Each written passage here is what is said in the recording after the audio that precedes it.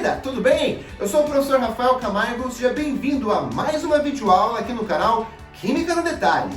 Na aula de hoje, nós vamos conversar sobre as propriedades coligativas. Um assunto aí que relaciona-se com soluções, tem tudo a ver com soluções, só que chega de fazer aquela mão de conta e titulação, agora a gente vai ver como que o soluto interfere no solvente. Ponto. É uma aula que está um pouquinho mais longa do que o normal, porque tem muitos detalhes, todos muito importantes. Pegue um caderno, faça um resumo bem bonitinho, deixa teu e-mail aqui nos comentários do vídeo para receber lista de exercício para você treinar, certo? Curte o vídeo, curte esse vídeo, curte o vídeo, se inscreve no canal, ativa as notificações, tem vídeo aula toda semana nesse canal e vamos começar a aula.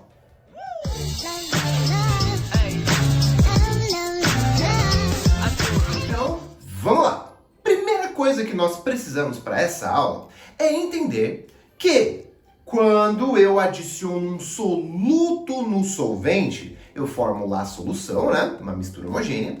Só que hoje eu vou te contar que o soluto ele causa alguns efeitos no solvente. Digamos que ele atrapalha o solvente. Ele atrapalha, por exemplo, a água, o comportamento, algumas características, algumas coisas que a água queria fazer. O soluto, portanto, ele atrapalha o solvente. Isso que o soluto causa, esses efeitos, chamam-se propriedades ou efeitos coligativos.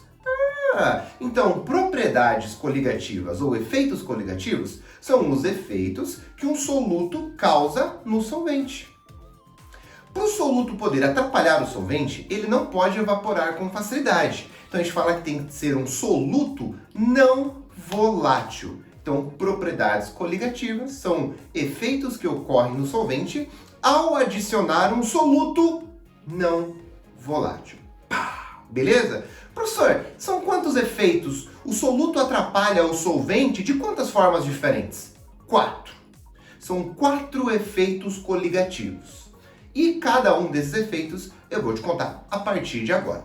Tudo bem? Agora, antes de nós conversarmos sobre os 4 efeitos coligativos, você precisa entender que esses efeitos, eles são intensificados de acordo com o número de mols de soluto que eu tenho dissolvidos. Faz sentido, né? Quanto mais mols de soluto eu tiver na água, mais ele vai causar esses efeitos, mais ele vai atrapalhar a água. Beleza? Então tá. Então, para essa parte do conteúdo, você tem que entender aquela parte de ionização ou de dissociação. Por quê? Quanto mais mols forem formados, maior será o efeito coligativo que esse soluto irá causar na água. Tudo bem? Vamos ver um exemplo. Então, olha esses dois exemplos. Por exemplo, eu joguei 1 mol de cloreto de sódio na água e joguei 1 mol de glicose na água. Tudo bem? Aí eu quero saber qual dos dois, 1 mol de cloreto de sódio ou 1 mol de glicose, qual desses dois solutos, quando eu adicionar da água, vai gerar maiores efeitos coligativos? Qual que vai atrapalhar mais a vida da água? Ponto. O que você faz? Se eu joguei 1 mol de NaCl sólido na água, ele vai dissolver, vai virar 1 mol de NaCl aquoso, só que o sal na água, ele dissocia. Então o que acontece? O cátion vai se separar do ânion. Então eu vou formar, Então eu vou formar 1 mol de Na+, e 1 mol de Cl-. Portanto, se eu jogar 1 mol de NaCl, eu vou acabar formando 1 mol de Na+, e 1 mol de Cl-. Eu vou formar 2 mols de soluto para atrapalhar a vida da água. Ponto. Voltando para cá. Agora eu vou jogar 1 mol de glicose. 1 mol de glicose, está aqui, sólida. Vou jogar na água, vai dissolver, vai formar 1 mol de glicose aquosa. Só que a glicose não vai dissociar na água. A glicose não formará íons na água.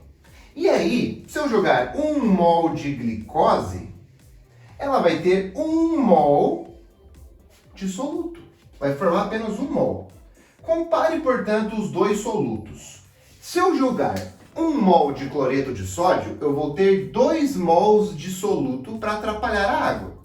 Se eu jogar 1 mol de glicose, eu vou ter 1 mol de soluto para atrapalhar a vida da água. Aí eu comparo. Qual desses dois solutos, portanto, vai ter mais mols dissolvidos na água? Glicose ou cloreto de sódio? Opa, cloreto de sódio, porque ele vai liberar mais mols de soluto. Ele vai atrapalhar mais a vida da água, logo ele vai gerar propriedades coligativas mais intensas. Ponto. Então, as propriedades coligativas ou os efeitos coligativos dependem do número de mols de soluto dissolvidos. Eu tenho que cuidar com essa relação aqui, ó. Eu pego o meu soluto, vejo a quantidade que tem dele inicial e vejo quanto vai ter dissolvido na água. Faço a mesma coisa para o outro e concluo qual vai dar um efeito coligativo mais intenso na água. Ponto, tá? Então, as propriedades coligativas dependem do número de mols de soluto dissolvidos na água. Quanto mais mols, mais atrapalha a vida da água. Ponto. Agora, nós vamos falar sobre o quê? Sobre os 4 efeitos que esses solutos não voláteis causam na água. Vamos lá? Primeiro efeito, tonoscopia. Olha que nome bonito, ou tonometria, tá? Tonoscopia ou tonometria. O que esse efeito fala pra gente? O que o soluto vai fazer? O que ele vai atrapalhar? Que efeito é esse? A presença de um soluto não volátil diminui a pressão de vapor do solvente. Eu sei que você está pensando, né? O que é pressão de vapor? Já basta um nome estranho, mais pressão de vapor, não entendi nada. Então agora é uma parte mais assim detalhada da aula que eu vou te explicar o conceito de pressão de vapor para você entender o porquê que o soluto diminui a pressão de vapor. Beleza? Então vamos lá. Então olha só, aqui eu tenho um recipiente, tá? Ele contém um líquido, pode ser a água, tá? E agora eu vou fechar esse recipiente, ó. Vou colocar uma tampa aqui, ó. Vou fechar o recipiente. Quando eu fechar esse recipiente, de qualquer maneira, ele troca energia, né? Se estiver quente, essas moléculas vão absorver calor do meio externo e tudo mais. As moléculas aqui estão se agitando e elas começam a receber energia e pouco a pouco as moléculas começam a escapar e começam a formar um vapor aqui, ó. Começam a formar um vaporzinho. É um vapor do próprio líquido, né? É água ganhando energia e formando a fase de vapor. Ponto. Quando eu tenho vapor, você já viu aqui nesse canal, que cada vez que eu tenho vapor, eu tenho uma pressão, um volume, uma temperatura. Então, esse vapor, ele exerce uma pressão, certo? Como o recipiente está fechado, chega uma hora que o vapor não consegue mais, ele chega no seu limite, porque está fechado o recipiente, ele chega na quantidade máxima de vapor que eu posso formar. Quanto mais vapor eu tiver, maior é a pressão. Então, como o vapor chegou no seu limite, eu falo que eu cheguei na pressão máxima de vapor. Opa, cuidado lá, tudo bem? Então, como o recipiente está fechado, eu formei a quantidade máxima de vapor pela evaporação do líquido, aqui, tudo bem? As moléculas foram escapando, formando um vapor. Como o recipiente está fechado, eu formei a quantidade máxima de vapor e eu falo pressão máxima de vapor. Pressão, porque eu tenho vapor, ele exerce uma pressão. Quando isso ocorre, chega uma hora que atinge um equilíbrio dinâmico. Então, olha só, água líquida, reação aqui, ó, reversível, água no estado de vapor. O que acontece nesse momento? O vapor saturou. Então, cada vez que uma molécula ganhar energia e virar vapor, um vapor condensa e vira líquido. Chega num equilíbrio. Então, cada vez que um líquido vai para a fase de vapor, um vapor vem para o líquido. Isso acontece, por exemplo, no carro. Quando o carro está totalmente fechado, tem um monte de gente dentro, a galera vai suando, forma tanto vapor, o carro está fechado, que daí não tem mais espaço para vapor, ele satura, e cada vez que um novo vapor se forma, um vapor condensa e começa a embaçar o vidro. Aí você passa a mão, tá tudo molhado, né? É tipo uma chuva dentro do carro, né? Por quê? Você chegou na pressão máxima de vapor. Beleza? Agora, eu vou abrir esse recipiente. Ó. Vamos abrir ele. Tá aí. Beleza. Ah, professor, agora que o recipiente está aberto, o vaporzinho vai embora bem facilmente. Certo ou errado? Errado. Olha só. Você não pode esquecer que por mais que eu abra o recipiente, nós temos alguém aqui, ó, o ar ou a atmosfera. exercendo uma pressão, é a pressão atmosférica. Então esse vaporzinho antes tinha uma tampa impedindo a sua saída. Agora existe o ar.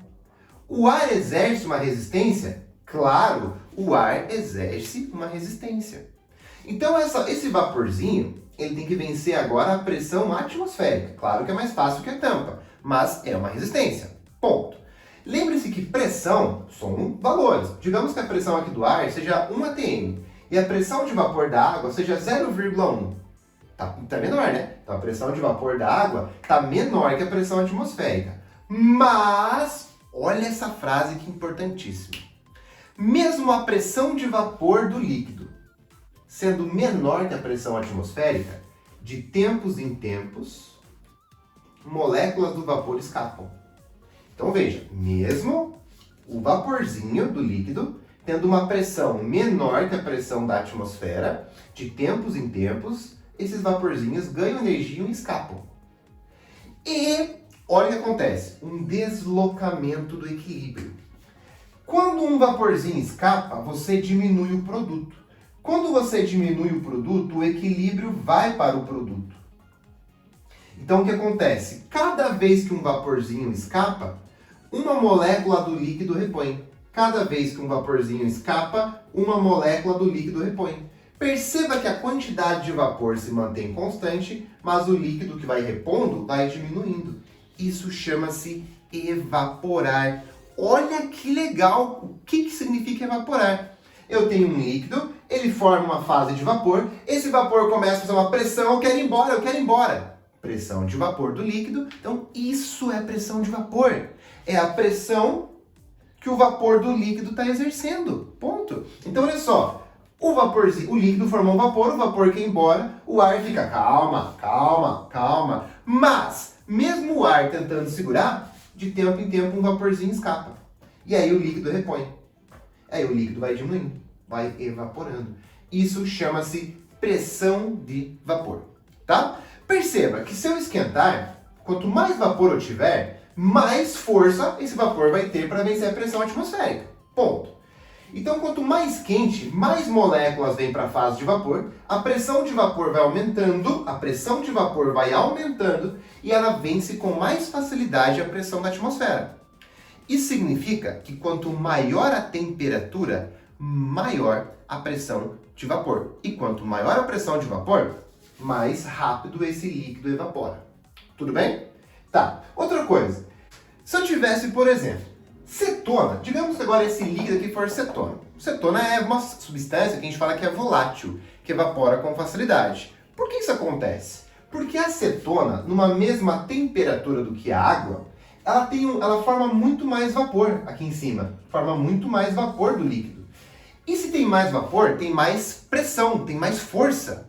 E aí, se a pressão de vapor é maior, ela consegue vencer mais facilmente a pressão da atmosfera, que está empurrando, né? Não vai, não vai, não vai. E o vapor fala, opa, desculpa, tô indo, porque ele tem mais força. E aí, se o vapor vai escapando de forma rápida, o líquido vai repondo de forma rápida, e o líquido acaba mais rápido. Tá? Então, ou seja, quanto maior a pressão de vapor, mais o vapor consegue vencer a pressão da atmosfera e mais rápido o líquido repõe. Então, quanto maior a pressão de vapor, mais um líquido evapora, mais volátil ele será. E a pergunta é, professor, por que a cetona tem mais vapor do que a água? Porque a cetona tem uma interação intermolecular mais fraca que a da água. Quanto mais forte for a interação entre as moléculas, menos vapor se forma. Quanto mais fraca for a interação entre as moléculas do líquido, escapa mais facilmente e forma mais vapor. Então, isso que eu quero que você anote agora com muito carinho. Quanto maior a pressão de vapor, mais o líquido evapora. Quanto maior a temperatura, maior a pressão de vapor. E quanto mais fraca for a interação intermolecular, note aí, interação entre as moléculas do líquido, quanto mais fraca for a interação, mais vapor se forma, maior a pressão de vapor. Tá aí.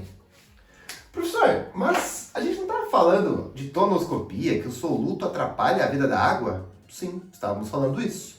Agora, a gente pode voltar, portanto, após abrir esse parênteses gigante, entender que quando eu jogo soluto, olha o que ele faz. Olha como ele é malvado. Quando um vaporzinho escapa, o líquido fala, eu preciso repor. Quando o líquido está indo repor, o sal fala, não vai não, fica. Então, olha o que acontece. O vapor escapou, contando que um líquido vai repor. Quando o líquido, a molécula, estava indo, alguém segura ele e ele não consegue ir. Quem está segurando ele? O sal. O sal evita, não deixa a água ir para o vapor. E aí, ou seja, começa a diminuir a quantidade de vapor, né? Então você vai diminuindo a pressão de vapor. E se eu diminuir a pressão de vapor, o líquido vai evaporar menos, porque ele vai ter menos força para vencer a pressão atmosférica. Ponto. Então, primeiro efeito coligativo, a adição de um soluto não volátil,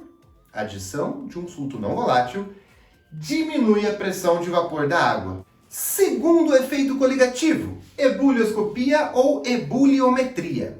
Olha o que ele fala. Ele é uma consequência da tonoscopia. Depois que a gente acabou de fazer essa viagem sobre pressão de vapor, o que acontece? Já que você sabe que o sal começa a segurar as moléculas de água e o vapor vai diminuindo, o que acontece? É mais difícil para evaporar. Como que eu posso fazer então para ter essa evaporação?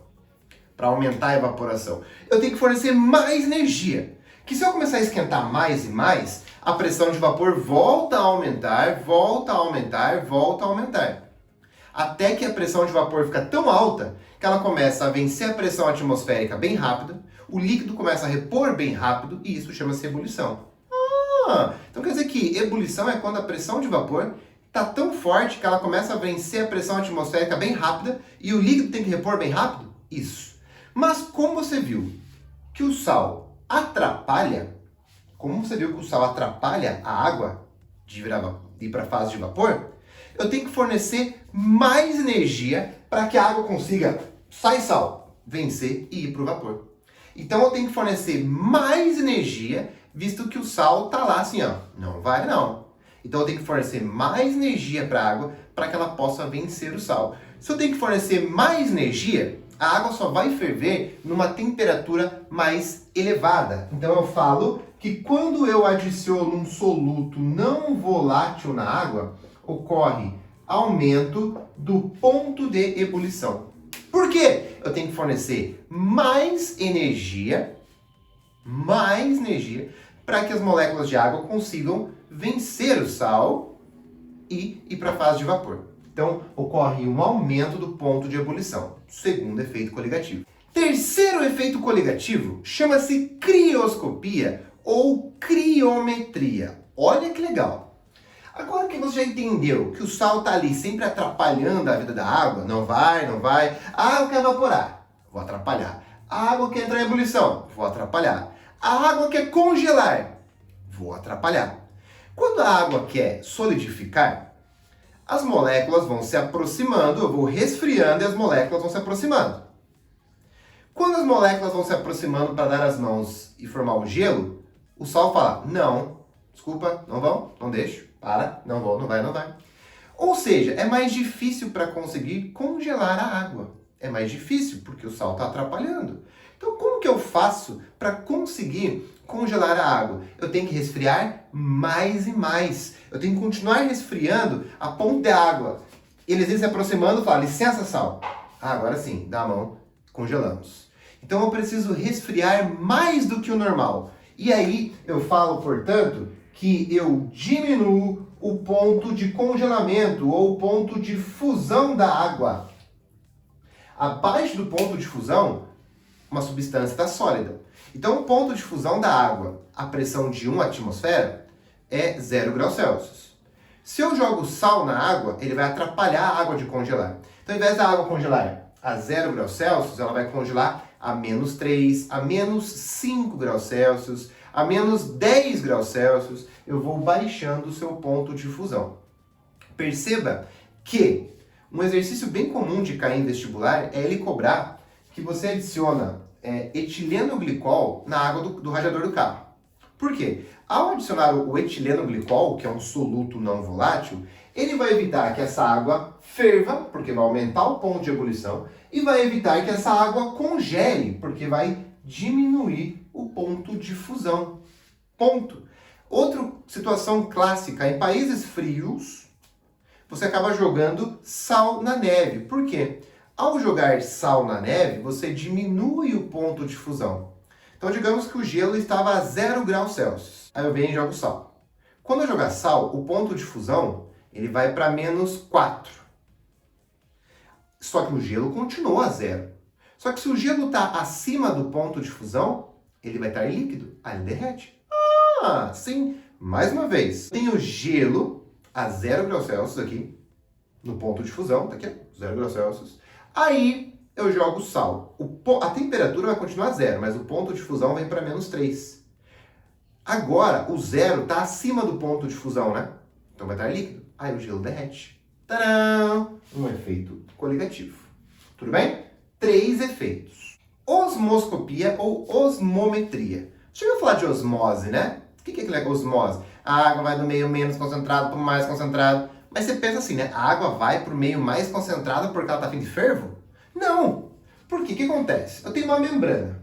E a água adora dar rolê. Então a água vai para um lado, passa pela membrana, vai para o outro. Aí a água vai passando, ela é curiosa. Ela vai passando de um lado para o outro. De repente, ela passa por uma membrana e chega num local que tem muito sal. Então ela vai. Quando ela vai retornar, o sal segura. Ela não consegue voltar. Então a água começa a vir e começa a acumular no lado que tem sal, porque ela não consegue voltar, o sal está segurando. E ela vai acumulando, portanto, no lado mais concentrado. Pá! Por isso que a água vai do meio menos para o mais concentrado. Ela vai e não consegue voltar. Portanto, se eu tenho duas regiões, uma está com pouco sal, uma está com muito sal, está bem concentrada, para eu evitar que a água venha e não consiga voltar, eu faço uma pressão para evitar que a água venha. Eu falo, a água não venha, que senão ela não vai conseguir voltar. Eu faço uma pressão para segurar a osmose. Quanto mais concentrado um lado tiver, eu tenho que aplicar mais força para evitar a osmose. Então eu falo que quando eu adiciono um soluto não volátil na água, eu causo um aumento da pressão osmótica. Eu causo um aumento da pressão osmótica. Eu tenho que fazer força para segurar a osmose. Quanto mais sal eu tiver, quanto mais concentrado, mais osmose ocorreria. Então eu tenho que fazer mais força para evitar a osmose. Então esses são os 4 efeitos coligativos que o soluto gera no solvente, que ele causa no solvente. Quais são eles? O primeiro, tonoscopia.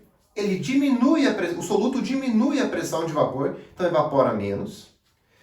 Ou seja, é mais difícil para entrar em ebulição, então aumenta o ponto de ebulição da água. É mais difícil para congelar, então tem que resfriar mais ainda, então diminui o ponto de fusão. E o soluto causa osmose. Quanto mais osmose ele causar, mais força eu preciso fazer para evitar a osmose. Maior a pressão osmótica. Lembre-se daquele ponto assim detalhista dessa aula. Quando eu tenho um líquido, acima do líquido forma-se um vapor. Se o recipiente está fechado, eu formo a quantidade máxima de vapor, que não escapa. A pressão máxima de vapor. Se o recipiente está aberto, o vapor consegue escapar de pouco em pouco e aí o líquido repõe. Esse vaporzinho é a pressão de vapor que o líquido está exercendo. Ponto. Propriedades coligativas. Uma aula um pouco mais longa, mas com muitos e muitos detalhes e um assunto muito pertinente para vários vestibulares. Tudo bem? Então, peça uma lista de exercício para você treinar tudo isso, é bastante coisa. Volte alguns pontos da aula, faça resumo e nos encontramos na próxima aula para calcular o quanto aumentou a osmose, para quanto foi o ponto de fusão, para quanto foi o ponto de ebulição ou qual é a nova pressão de vapor da água. Vamos calcular esses efeitos. Te espero na próxima aula. Curte o vídeo, se você não curtiu ainda, se inscreve no canal e até breve. Tchau, tchau!